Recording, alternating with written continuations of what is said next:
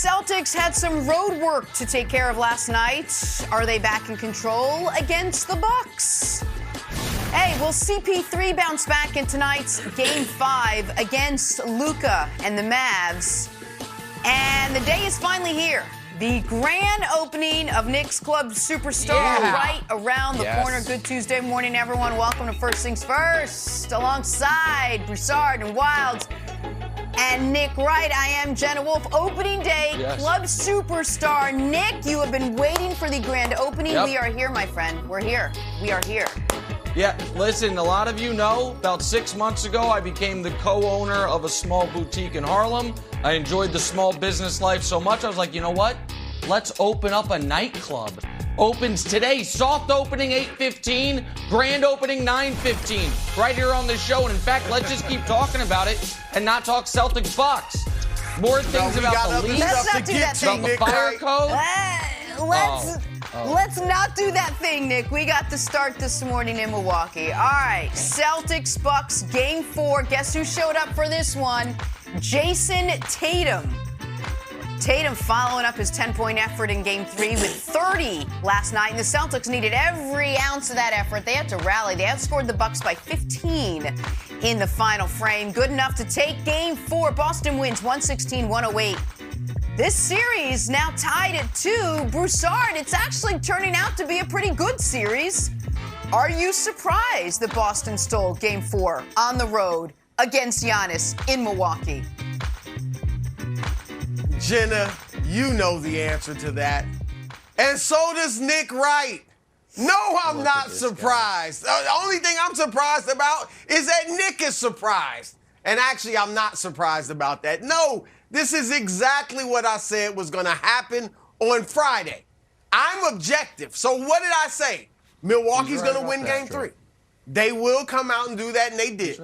And I said, whichever team loses Game 3 will win Game 4, and that's exactly what happened. We got a great series. I think it's going 7. Might go, maybe Boston takes care of them in 6. But I am not surprised, and I do think Boston has the upper hand right now. And yesterday, Nick Wright, he was gloating. He was in all of his glory. He even got Antoine Walker to join in and mock me for daring Wilds to use the term kryptonite for what Boston's defense is to the great Giannis Antetokounmpo. But, hey, yesterday, now Giannis is awesome. Best player in the world, so he's going to get his numbers, 34 and 18 boards. Got his numbers. Seems good. But he shot 43%. 43% from the field. This is a guy that has shot 57% in the last 2 postseasons. Not a series, postseasons. And they are holding him to 43% shooting. He got unlocked in Game 3, but they locked him right back up last night and held him to 6 points, Nick, in the fourth quarter. And poor Drew Holiday. Poor Drew Holiday. Drew's shooting 33%. Drew's seeing ghosts. Everywhere he turns, it's a Celtic coming. 33% for the series. And, Nick, yesterday I challenged Jason Tatum to step up. You might. I don't know. We'll see. You might be entering Club Superstar, but you have to earn it and not just score, which he did, but also do other things, which he did. Here he is going to the hoop. Nick, 8 of his baskets were in the paint last night, 7 of them right around the rim. That's what I liked about what he did. That one tied the game. But here's another. We're going to see something else. After Giannis takes the lead in the next possession, here's Tatum doing the other things. Assist to Al Horford. Tatum gives him 12 points in the fourth quarter. Big assist, had 5 on the night, 13 boards. Tatum stepped up big. We'll see if he enters Club Superstar. But, Nick, I think the Celtics, even though they don't have home court, or they do have home court, they are in control. They do have home court now. Yeah. Okay. Yeah. All right. You got a lot right there. And you're correct that on Friday you picked Milwaukee to win Game 3 and the Celtics win Game 4. But as you are so often to do, prone to hyperbole, exaggeration, you go too far. So let me be the measured, calm, voice of reason on the show. Because I think the idea that Giannis, who had 36 and 18, that there was any kryptonite in the building, to me at least, is not the story of the game. The story of the game is multifold, and it's about one player and one quarter.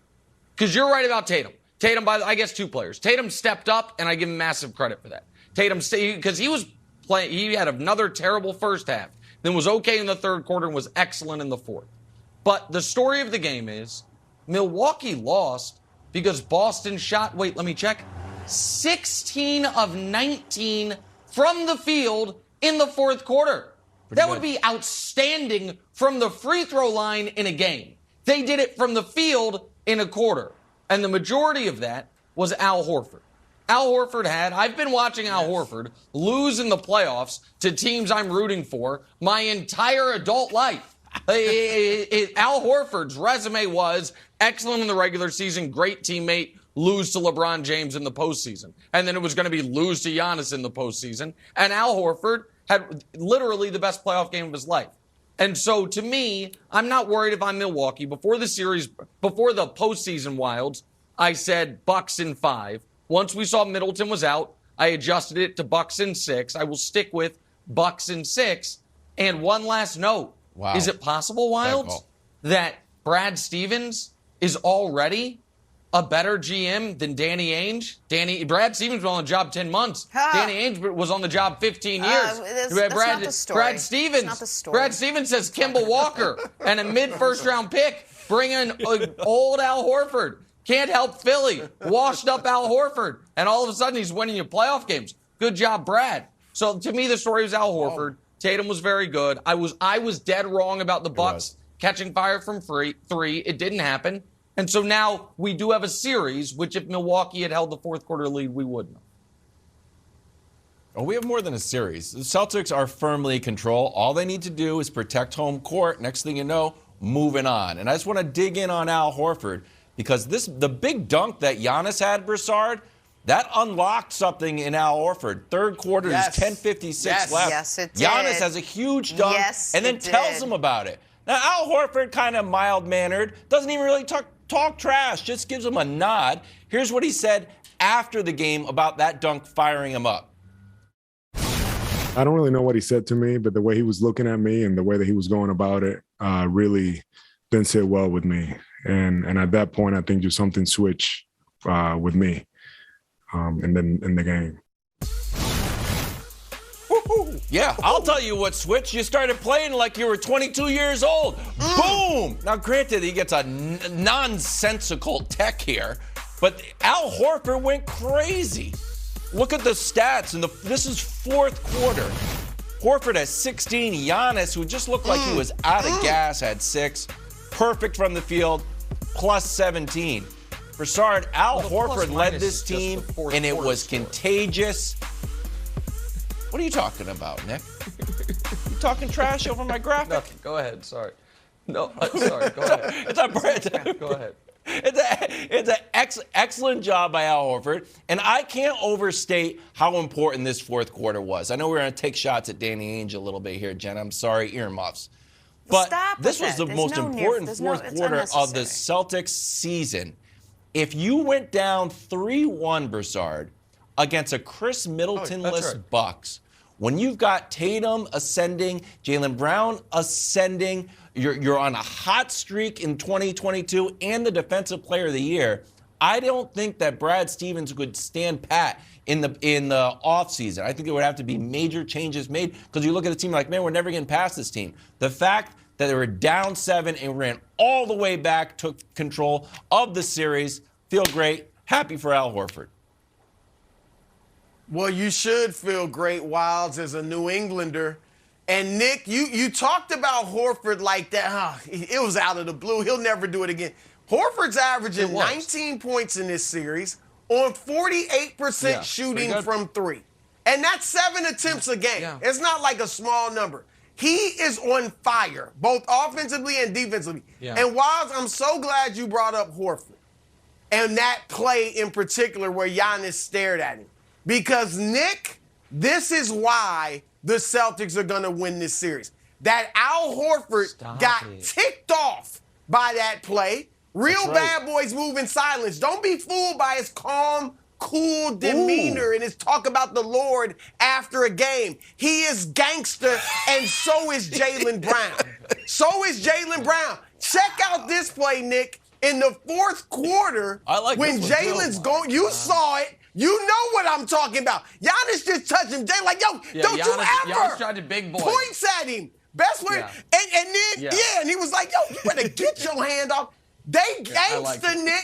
These are a different breed. Most of the guys today, Giannis, my man. You know, they just want to be cool and all that. No. Yeah. Jaylen Brown's like, you ever touch me like that? I liked it.